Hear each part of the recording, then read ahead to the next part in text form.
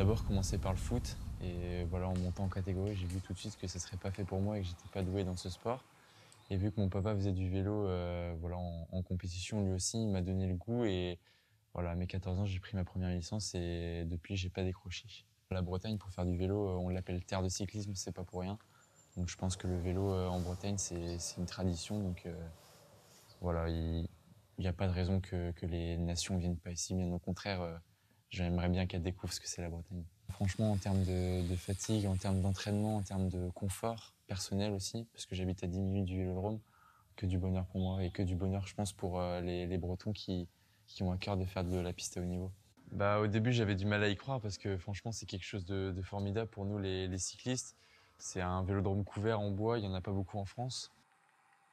Sur la piste, voilà, on est aussi en peloton, mais en PSL, et la différence, c'est qu'il n'y a pas de frein, il n'y a qu'un seul braquet, donc il faut savoir aussi utiliser le bon outil. Et puis, c'est le phénomène de vitesse, quand on atteint des 75 km/h derrière une moto.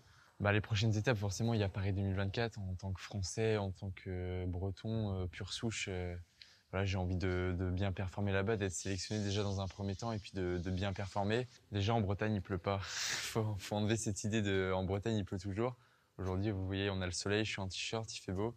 Donc non, la Bretagne, pour faire du vélo, il n'y a rien de mieux en France.